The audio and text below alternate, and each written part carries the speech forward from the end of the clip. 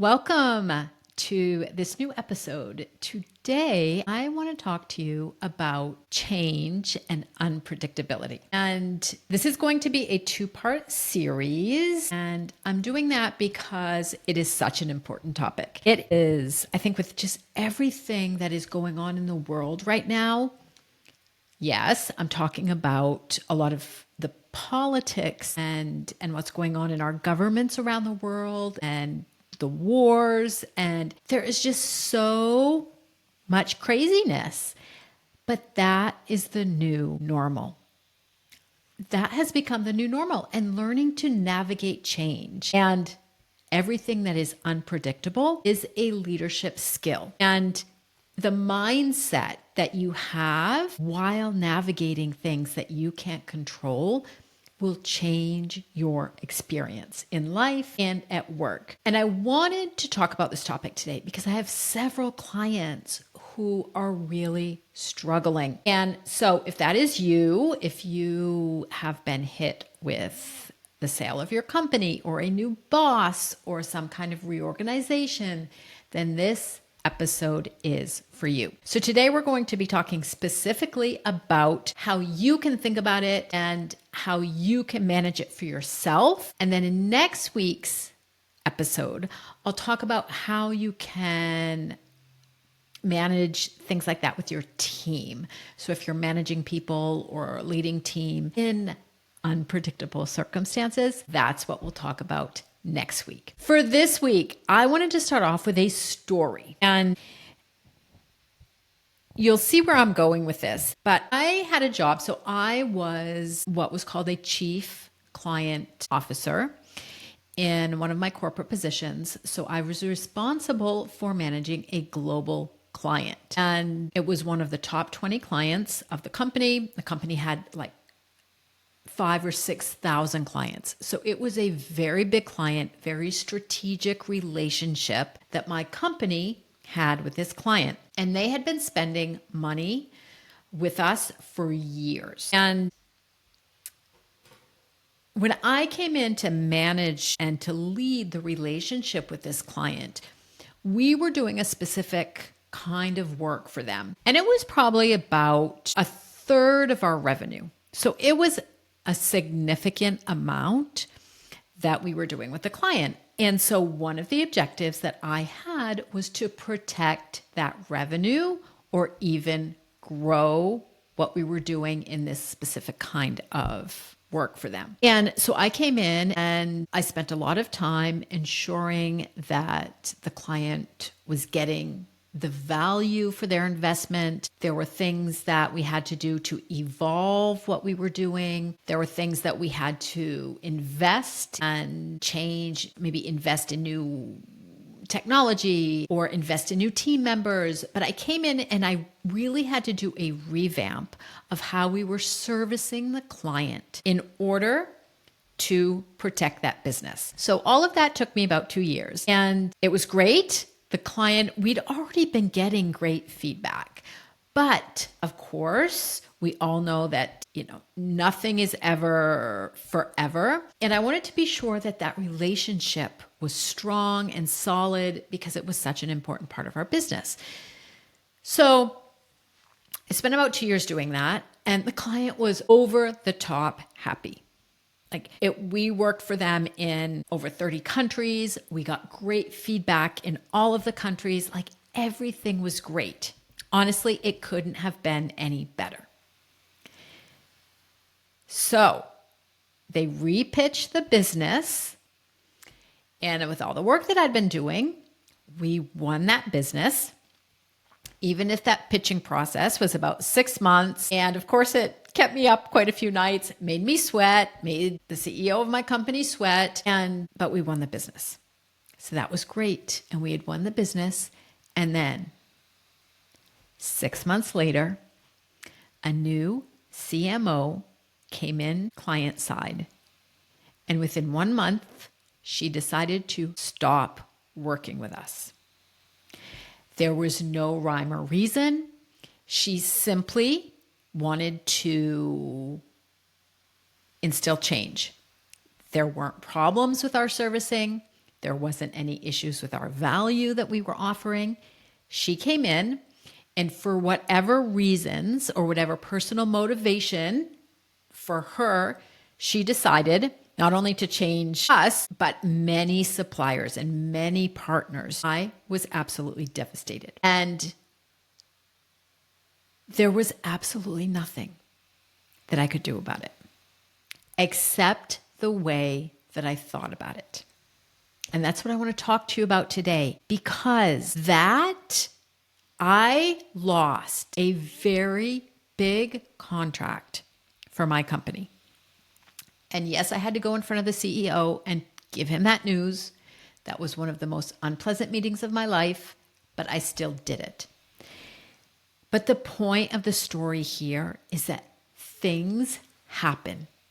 No matter how hard you try, no matter what you try to put into place, things happen. Shit happens. So I lost a major client that I had spent years building trust with, that we had just won the business again. And just because one new person came into the company, we lost into the client side, we lost all of that business. So that's what I want to talk about. Life is unpredictable. It could also look like a company reorganization. It could be having a new boss with a completely different leadership style. It could be things like a reorg where you lose half of your team. I mean, it shows up in so many ways, shapes, and forms. Okay, maybe your company's being sold. That's another one. But all of this, it is 100% normal. Even at the very most senior levels of the company, managing things like this is what you do on a daily basis. And so the more responsibility you have, the more exposure you have to things like this happening. And so many unpredictable things. And I'd just like to say, you're not doing anything wrong. This is simply the normal terrain of modern leadership.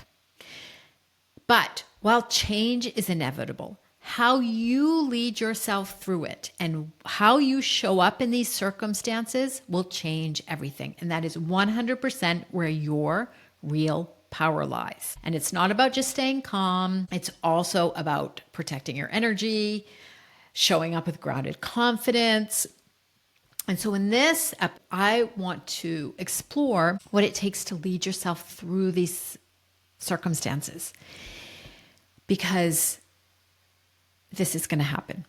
And so my key message here is I want you to come away from this episode with thinking about change and navigating unpredictability as a part of life. And when you embrace it instead of resisting it, that is where growth happens. So my first point here is that change is the cost of growth. Okay. So if you're committed to evolving as a manager, as a leader, change is the toll that you're going to pay. It's not a glitch in the journey. It's just part of the journey. I like to think about it as if you're training for a marathon. Every time you increase the distance on those training runs, your muscles ache. And that ache is the proof of growth. And so in leadership, change is that ache. It tells you that you're stretching into a new capacity. And so it's going to feel uncomfortable. That is normal. So instead of asking yourself, how do I keep things stable? How do I keep things the same? Start asking yourself, what am I willing to let go of so that I can grow?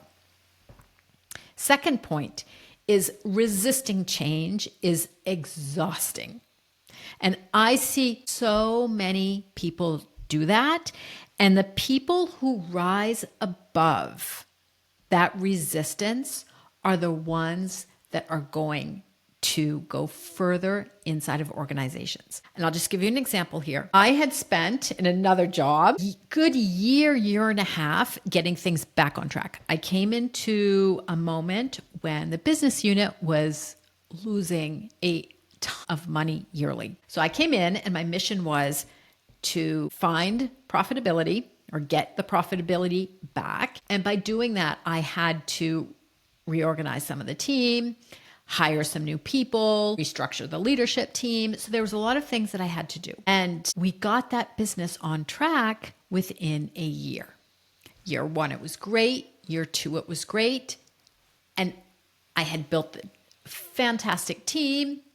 Just everything was going wonderfully.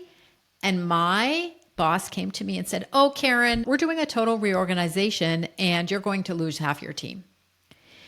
Again, that is a situation where I could have chosen to be devastated, and I was. I was so upset by that situation that I actually, driving to a client, I almost got in a car accident. That's how upset that I was. And I can still see myself avoiding that car accident. That's how deeply it shook me to the bone. And resisting the change is so exhausting. The company had already made that decision. I didn't have any say in it. And so either you fight it or you decide to live with it and navigate it. And I decided not to resist it. I asked myself, okay, how can I work with this? Where is the opportunity? So when you stop fighting it, then you can ride the wave. And when you're moving from that resistance to something that is much more proactive, empowering, that's where your energy comes back. You have a clearer vision. You can see strategy. So don't resist it, because it's just exhausting. That's exhausting leadership energy. So my third point is your identity will evolve every time you have to face a situation of unprecedented change. So every leadership transition, it's an identity shift. And you may still be you, but that version of you that led 5 years ago is not going to necessarily be that version of you with the same skill set or the same thinking that you will need to navigate the change or unpredictable situation that you have been handed. And I know it can feel shaky. And yes, you might look confident on paper, but you feel like you're winging it. That's just part of it. That is part of accepting what is happening. So what happens in this identity shift is your mind is simply catching up with your new role. Your inner compass is recalibrating to how it's been shifted. So just ask yourself a simple question. What do I need to do today in this situation to lead, to manage, or to show up? And that's where you grow into who you are in this new situation. My fourth point is change is also the fastest way to discover what you believe and what your values are.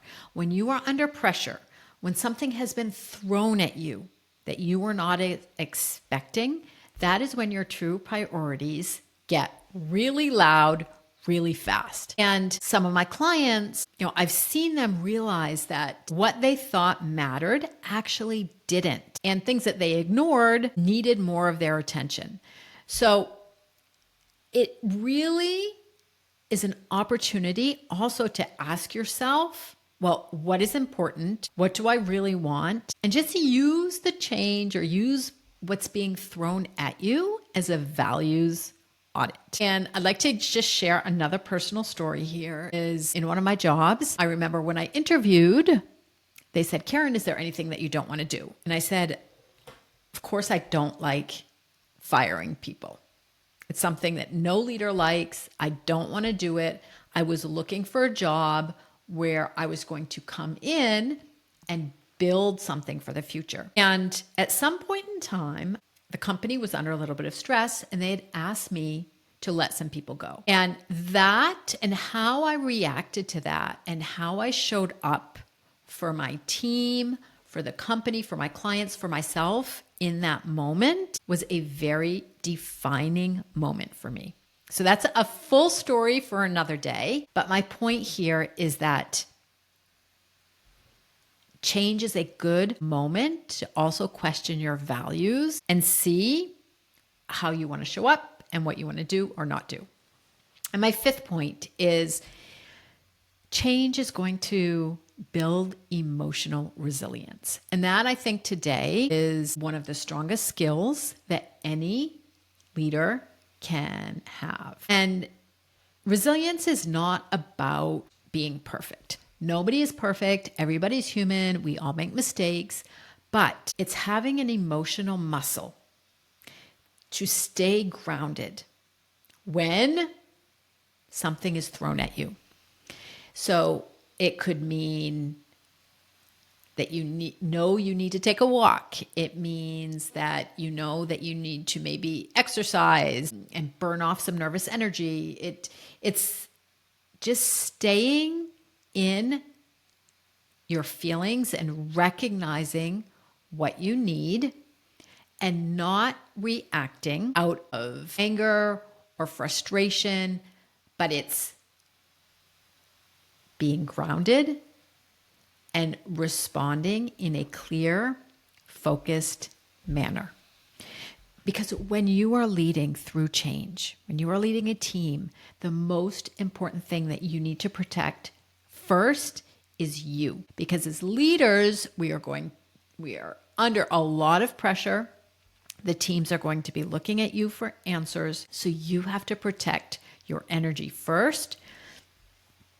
It's not selfish. It's having that emotional capacity to stay grounded, take a break, and take care of you. So, in short, the world is crazy right now. And I honestly don't think that that is going to change. And so look at change and look at unpredictability. What has been thrown at you? Look at that and see it as an invitation to become more self-aware, to be a more conscious, courageous version of yourself, to navigate what is, of course, difficult, and see it as an opportunity to embrace being uncomfortable and learning to be uncomfortable, because the skills that you learn in this type of situation, that is going to allow you to evolve. And if you are looking for a next level position, if you are looking for a C-suite position, things like this happen on a daily basis. You need to learn to manage it. It is 100% possible. And I hope I've given you today some ways to think about it. So if you are in the middle of a shift right now, in the middle of something going on, save this episode. Revisit it when things feel uncertain. And if this resonated with you, also please share it with a colleague or friend who's also navigating big changes. Or better yet, just drop me an email and tell me what part landed most. And I hope you turn into the episode of next week, where we are going to be talking about supporting your team through change. Thanks, everyone, and we'll talk soon.